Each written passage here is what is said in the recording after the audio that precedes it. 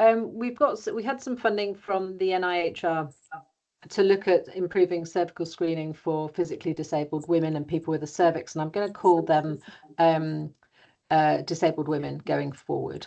And I've got no conflicts of interest to declare.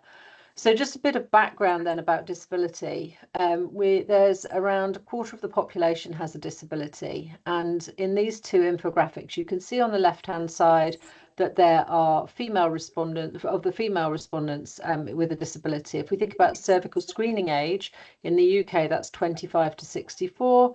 The younger women in that age group, around 22% has a disability, and around 32% of the older cohort that's eligible for disability and for cervical screening. And lots of different factors affect whether somebody's going to take cervical screening up or not.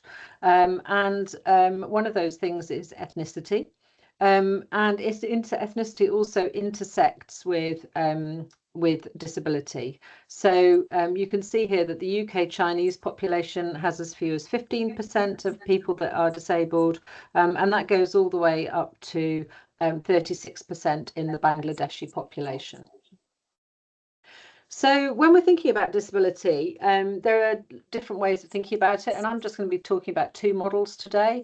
One is the sort of standard medical model approach, and this is the sort of traditional approach that the NHS and other healthcare organisations might take. And this is where they see the person as the problem as being the disabled person. So that's the disabled person can't walk, can't see, is housebound, needs help. But there's another way to think about disability, and there are, as I say, several other ways, but the one that we've used in our research, and the one that Sam's going to tell you a little bit more about in a minute, is the social model of disability. And this reframes disability so that it's no longer the condition that a person has that causes the disability, that is the disabling factor, but rather the way the world is constructed. And so we've got badly designed buildings, that people face discrimination. And we can break down the barriers in this approach into three different categories of barriers. And Sam's going to tell you a little bit more about each of those now.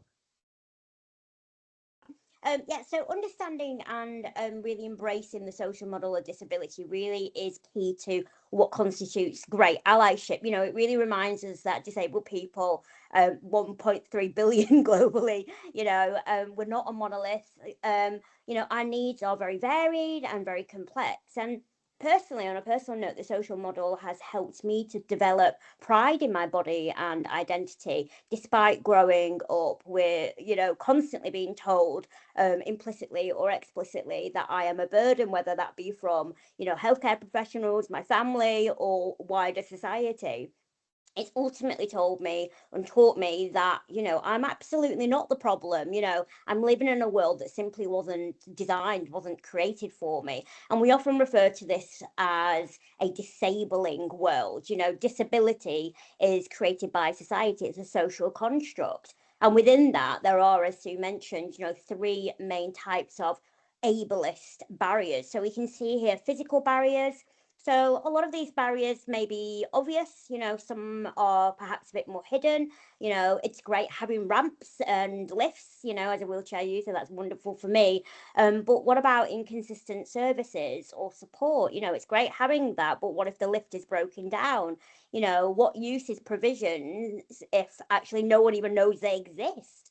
And then we move on to information and communication barriers. A big one for me on this list is, just simply not being given enough time at GP appointments. I think that is universal across the board, but when you have a disability, you do just need that little bit of extra time to articulate yourself and explain what your needs are. A lack of alternative formats and that tailored communication can be a really big drawback. And then finally, we come on to attitudinal barriers. And, ask any deaf, disabled or neurodiverse person, and they will arguably say that this is the most disabling. There's low expectations, there's unconscious bias, there's assumptions that, we aren't capable or we don't have any autonomy in our lives. truly inclusive practice is much more than accessible buildings, although they're a really good start. It's about seeing us as a whole individual, and removing those barriers with that in mind. So if you'll indulge me today, and kind of gush over my really cute pictures as a child, I'm here to speak to you very, very honestly. Probably because I'm quite a cheeky northerner, but I think that's what we're often missing. Disabled people are humans at the end of the day.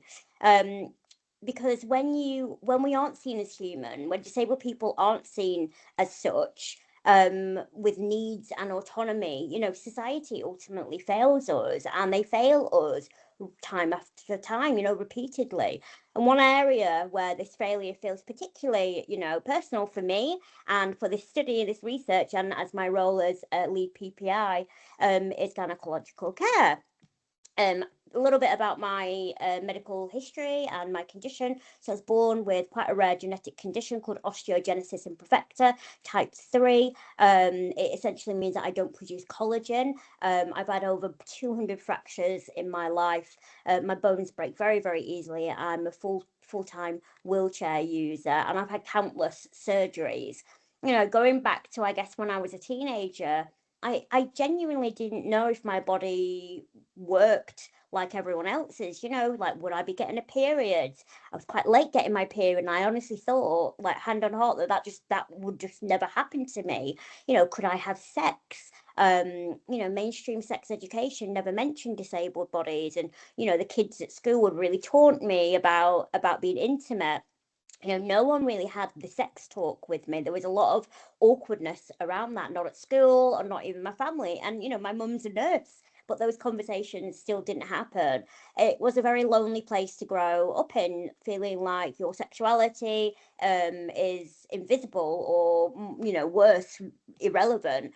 And when we're not seen as sexual beings, we don't get that information or healthcare that we ultimately need, and I think this leaves us incredibly vulnerable.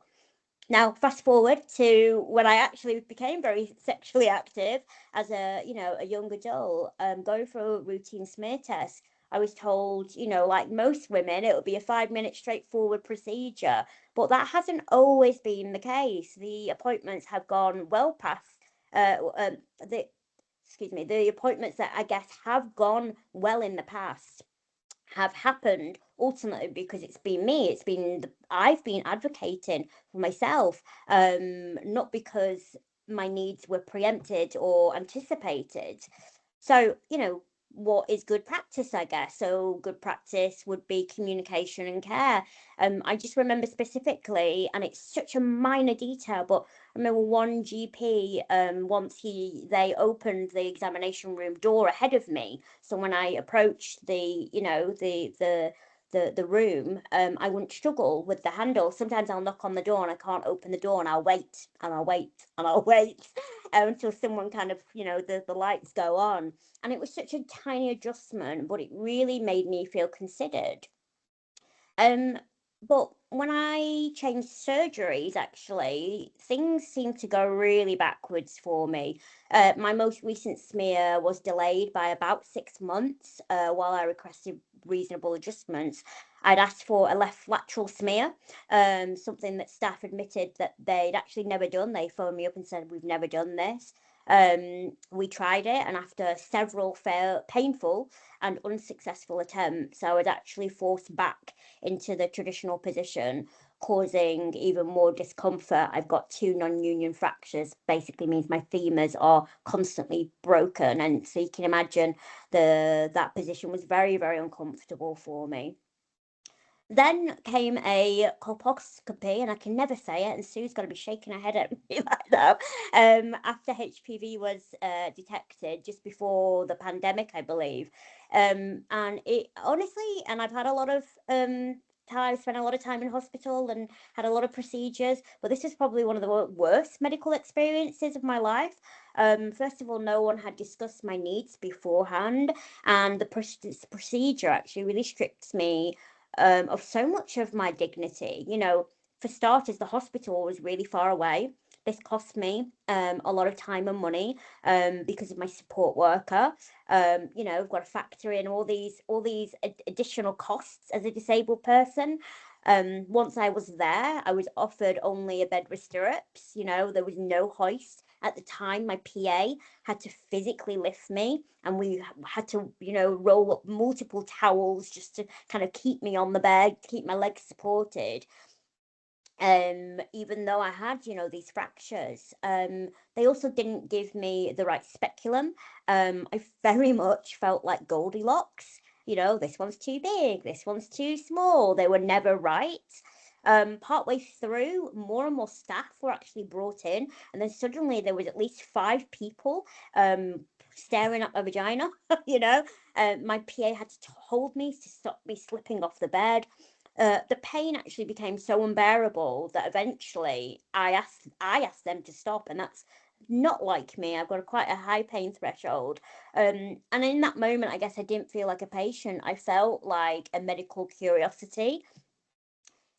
But ultimately, you know, I felt the pressure to endure it. I probably would have stopped it a lot sooner, but, you know, I'd waited a long time for this. I traveled far. I was terrified. I didn't know what HPV necessarily was. You know, this uncertainty made me push myself past my limits because I was absolutely terrified of something sinister going untreated. And for me as a PPI lead, my experiences are just the tip of the iceberg, and Sue's going to share a little bit more about our findings. So thank you for listening to me and allowing me to be so candid and honest and open with you. Thanks so much, Sam. So Sam's mentioned a couple of times, and I should have mentioned this at the beginning, that she's our PPI lead. And in case anyone doesn't know what that means, it stands for Patient and Public Involvement Representative. And so what it means in practice is that Sam has really been the heart of the project. So she co-chairs all of our PPI meetings with, we have up to, I think, 23 women and people with a cervix who have informed this research. So yeah, and as you can see, it's great to have Sam to work alongside her with this. It's a real privilege for me.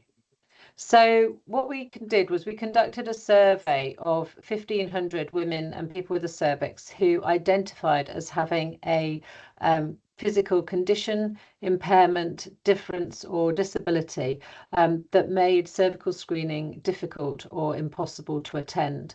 And what we did was we presented them with a list of problems with cervical screening, some of which were taken from the previous literature and some of which were developed with our terrific PPI team. And we presented them with a list of solutions. And again, these were developed with our PPI team. And we asked them to identify which of those or how strongly they agreed with them.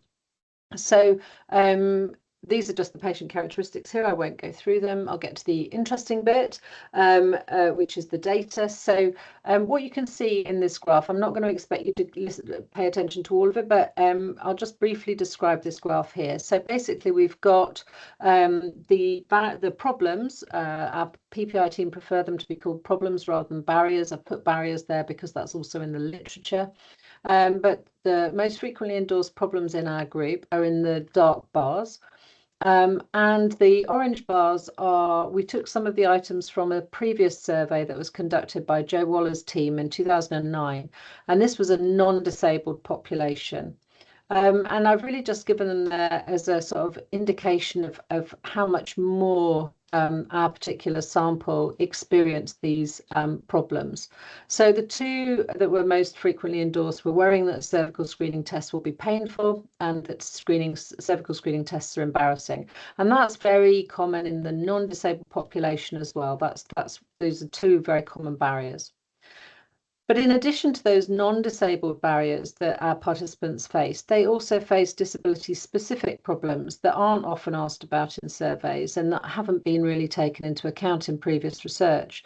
So one of them is having to lie on my back with my legs apart is a problem, and another is doctors and nurses lack understanding of disability. And these were just the top 10 items that you can see in front of you. There were other items that were endorsed as well.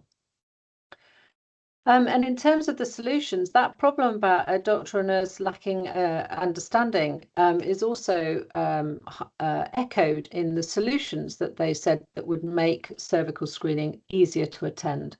And the top three, all endorsed by more than 80% of our sample, were having a doctor or nurse who's willing to try different solutions, discuss specific needs, or who understands physical disability. So in addition to giving them the opportunity to respond to these particular items, we also offered people the opportunity to tell us a bit about their experiences, to tell us about the problems they faced, and to tell us about solutions they'd like to see. And we thought that these answers would be really kind of quite brief, and we would probably do a very superficial type of analysis on them, but in the end they were really rich, and so we were able to do a thematic analysis on them. And I'm not going to read out all of the quotes, but I'll just give you one for each of the 6 themes that we identified. So the first theme was bodily and pain-related challenges, and this woman said, "I found the whole thing painful. I know it's important and I should get it done, but I just can't face it. I could hardly walk afterwards due to my hip and the pain of getting the speculum in, and the scraping feeling was awful."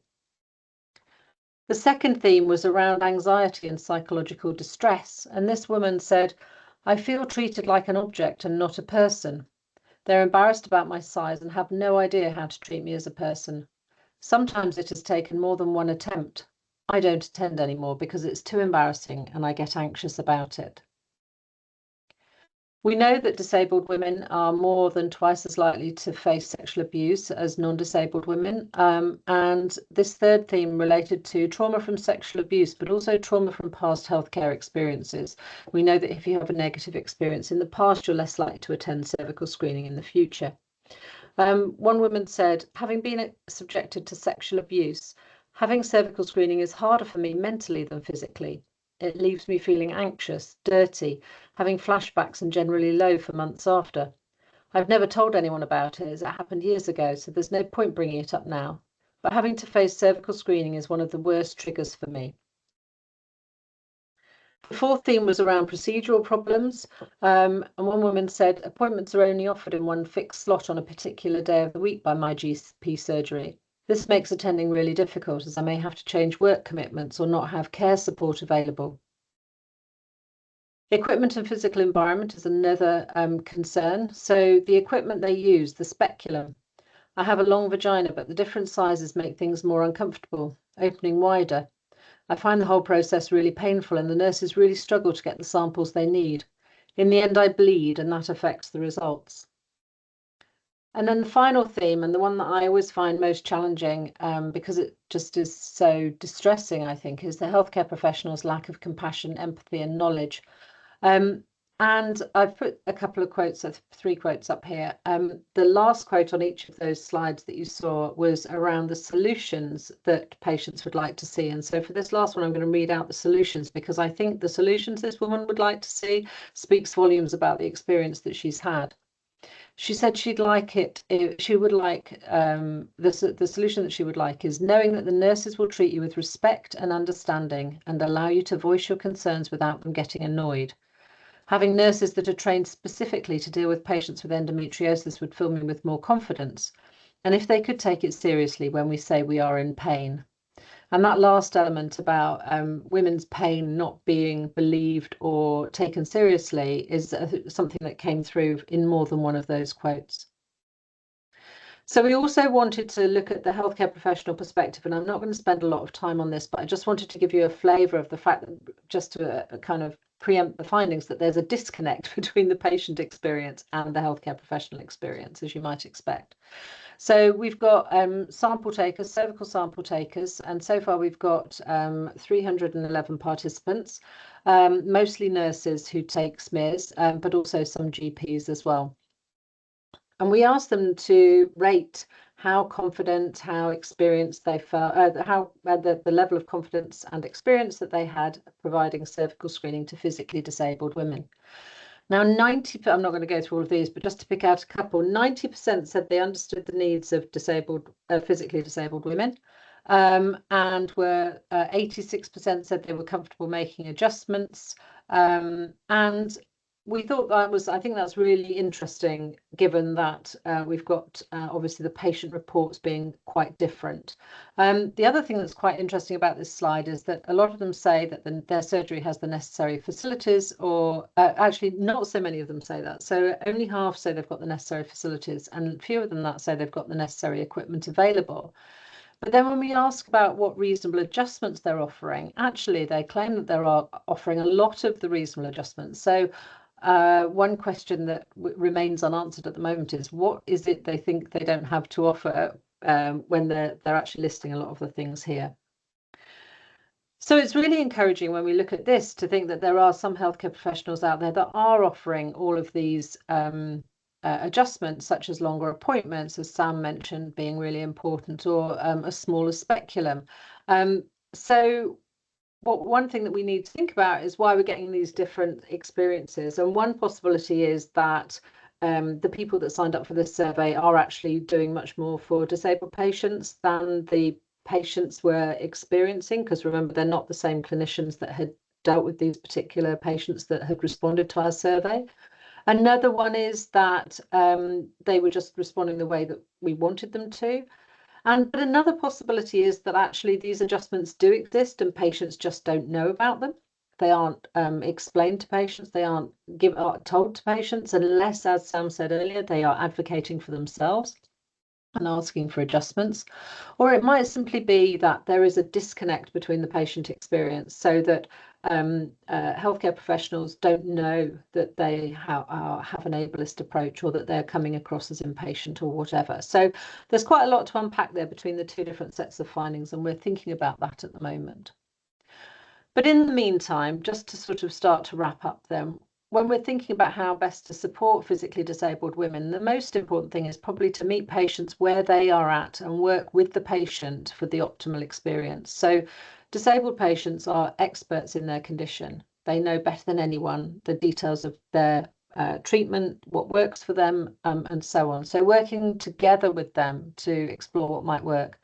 Respect, dignity, and compassion shouldn't need saying, but are absolutely crucial to making sure that this is not an experience that stops women from coming back for other healthcare interventions or for future screening. One thing that we're advocating for as a team is more disability training. And if anybody ever wants any disability training, I can thoroughly recommend Sam. The team underwent disability training, disability awareness training. And it was just, I mean, I'd been working with Sam for 2 or 3 years by then, and I learned so much from that training session. And it really helps you to start to unpack the internal ableism that we all have.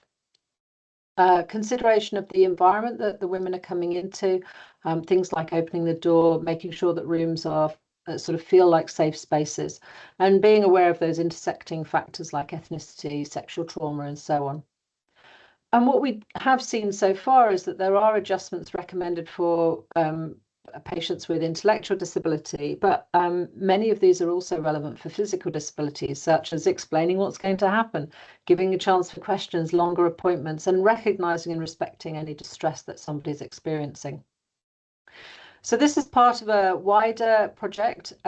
We are wrapping up on the 23rd of June with a World Cafe, where we're bringing together healthcare providers. Steph's going to be joining us. We've got charity representatives. We've got patient representatives as well. Sam will be there, and Emma will be there as well, to try and bring together all of the findings that we've got, and then make some recommendations that are fit for purpose from the patient perspective as well as the healthcare provider perspective. We had our first paper from the study published last month, and this is about self-sampling for physically disabled women. We asked the same people some questions about self-sampling and how they felt about it. And if anyone wants to know more about that, I'm happy to tell you about it. You can use this QR code to access some information about our study. And as I said in the chat, if you want to get in touch with me, or if you want me to put you in touch with Emma or with Sam, then please do drop me an email. And lastly, I'd just like to thank our research team. As I said, Sam and Emma, Sam's the heart of the project, and Emma's done all the legwork. So really, between those two, it wouldn't have happened without them. We've got a team of co-investigators across a few organisations, amazing PPI stakeholders, and of course, everybody who completed both of our surveys. And that's it from me. Thanks for listening.